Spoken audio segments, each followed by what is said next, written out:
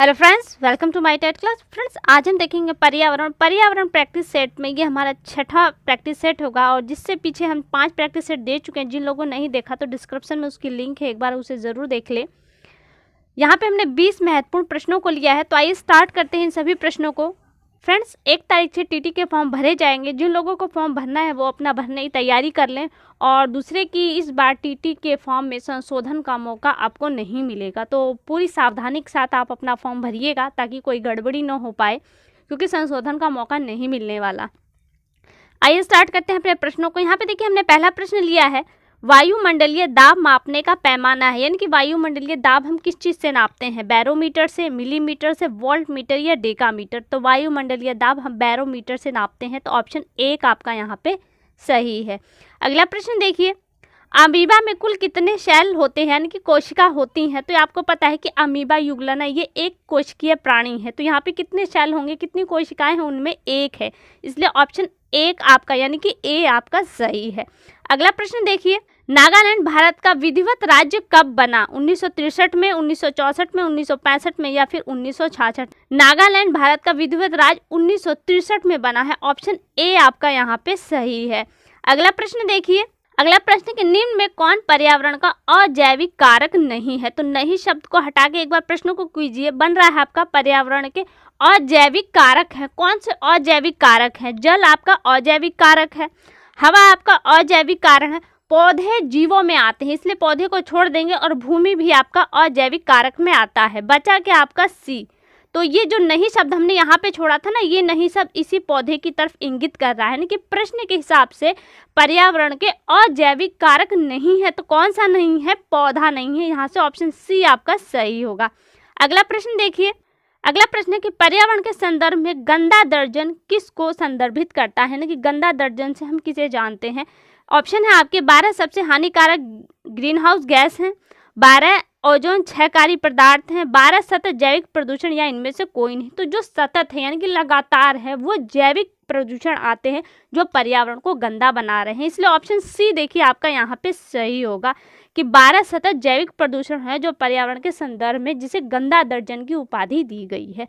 अगला प्रश्न देखिए, अगला प्रश्न है यहाँ पे, निम्न में से किस जीव को किसानों का मित्र कहा जाता है? बहुत ही सिंपल सा प्रश्न, आप जानते होंगे कि केचुआ है जिसे किसानों का मित्र कहा जाता है। अगला प्रश्न देखिए, अगला प्रश्न है कि उत्तर पूर्व सीमांत रेलवे में सबसे बड़ा रेलवे स्टेशन है, कौन सा है वो रेलवे स्टेशन? मालीगांव, जलगांव, फुलेरा या मालाखेड़ा? तो उत्तर पूर्वी सीमांत रेलवे में सबसे बड़ा स्टेशन मालीगांव का आता है, ऑप्शन 1 आपका यहाँ पे सही है। अगला प्रश्न है, मुख्यमंत्री की नियुक्ति कौन करता है? बहुत ही इंपॉर्टेंट प्रश्न है, हालांकि बार बार ये प्रश्न दोहराए जाते हैं ऐसे। मुख्यमंत्री की नियुक्ति कौन करता है? राज्यपाल, राष्ट्रपति, मुख्य न्यायाधीश या प्रधानमंत्री? तो मुख्यमंत्री जो राज्य में नियुक्त किए जाते हैं कौन करता है? उनकी नियुक्ति राज्यपाल करता है, ऑप्शन 1 आपका यहाँ पे यानी कि ए आपका सही है। अगला प्रश्न देखिए, हमारे देश में वन महोत्सव मनाया जाता है। वन महोत्सव 1 सप्ताह तक मनाया जाता है। जुलाई का फर्स्ट वीक वन महोत्सव के नाम से जाना जाता है, यानी कि 1 से 7 जुलाई। लेकिन यहाँ पे 7 जुलाई नहीं दिया है, सिर्फ एक ऑप्शन दिया है 1 जुलाई। तो 1 जुलाई से 7 जुलाई तक आपका वन महोत्सव बनाया जाता है जिसमें पेड़ों को लगाया जाता है, ऑप्शन डी आपका यहाँ पे सही हुआ। और वन महोत्सव 1 से 7 जुलाई तक बनाया जाता है। वहीं वन्य जीव सप्ताह आपका 1 से 7 अक्टूबर यानी कि 1 सप्ताह तक मनाया जाता है। अगला प्रश्न देखिए, उच्च जैविक ऑक्सीजन मांग यानी कि बीओडी क्या है? क्या इंगित करता है, किसकी तरफ बताता है? ये बताना आपको। माइक्रोबियल प्रदूषण का उच्च स्तर, माइक्रोबियल प्रदूषण का निम्न स्तर, माइक्रोबियल प्रदूषण का अभाव या पूरी तरह से शुद्ध पानी। तो बीओडी आपके पानी की शुद्धता को जांचने का एक मानक है। इसके माध्यम से ये पता लगाया जाता है कि ऑक्सीजन मांग यानी कि पानी में जो ऑक्सीजन की क्षमता है कितनी है। जैविक पदार्थ जब घटित होते हैं उन्हें ऑक्सीजन की जरूरत पड़ती है, और उस जल में कितनी ऑक्सीजन है और उनको अपघटित होने के लिए कितनी डिमांड होती है ऑक्सीजन की, यही चीज हम बीओडी से दिखाते हैं। तो यहाँ पे होगा प्रदूषण का होगा कि माइक्रोबियल प्रदूषण का उच्च यानी कि उस जल में जो प्रदूषण का उच्च स्तर है जिसके कारण ऑक्सीजन की पूर्ति नहीं हो पाती, डिमांड होती है, जैविक ऑक्सीजन की मांग होती है, वो कहलाता है माइक्रोबियल प्रदूषण का उच्च स्तर को दिखाता है, यानी कि पानी कितना गंदा है। अगला देखिए, अगला है रेफ्रिजरेटर में कौन सी गैस प्रयुक्त होती है, तो आप जानते होंगे फ्रियॉन, ऑक्सीजन, कार्बन, नाइट्रोजन। तो रेफ्रिजरेटर में नाइट्रोजन गैस युक्त है जो ओजोन के लिए सबसे घातक होती है गैस। अगला प्रश्न है इलेक्ट्रॉन की खोजकर्ता कौन है, जे थॉमसन इलेक्ट्रॉन की खोज करता है। ऑप्शन ए आपका यहाँ पे सही है। अगला प्रश्न देखिए, किसी भू क्षेत्र में कितने प्रतिशत वनों के लिए होना चाहिए, यानी कि समस्त भूभाग की अगर हम बात करें तो कितना प्रतिशत भूभाग वनाच्छादित यानी वनों से ढका होना चाहिए, वहाँ उतने वन होने चाहिए। तो 33% भूमि वनों से ढकी होनी चाहिए, वनाच्छादित होनी चाहिए। ऑप्शन डी आपका यहाँ पे सही है।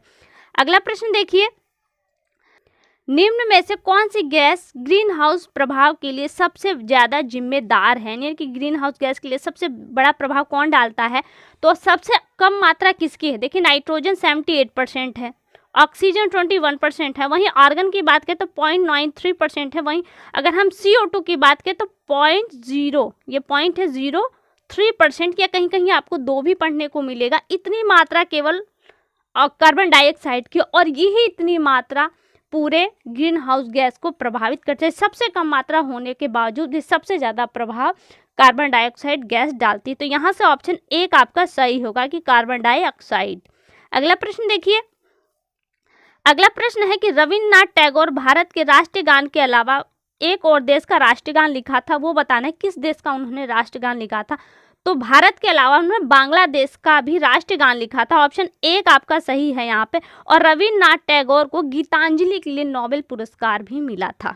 अगला प्रश्न देखिए, निम्नलिखित क्षेत्रों में पानी कहाँ पर गैस, तरल और ठोस के रूप में उपलब्ध है, तो हाइड्रोस्फीयर में आपको पानी यानी कि जल, गैस, तरल और ठोस तीनों ही अवस्थाओं में प्राप्त हो जाएगा। ऑप्शन डी आपका यहाँ पे सही है।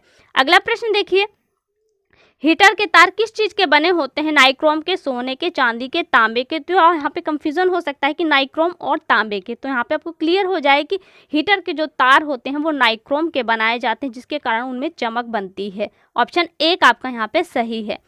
अगला प्रश्न है, निम्नलिखित में कौन सी बीमारी से कोयले की खान में काम करने वाले मजदूरों की उम्र कम हो जाती है और उस बीमारी को ब्लैक लंग्स बीमारी कहा जाता है। कौन सी बीमारी कहा जाता है, ब्लैक लंग्स बीमारी कहा जाता है।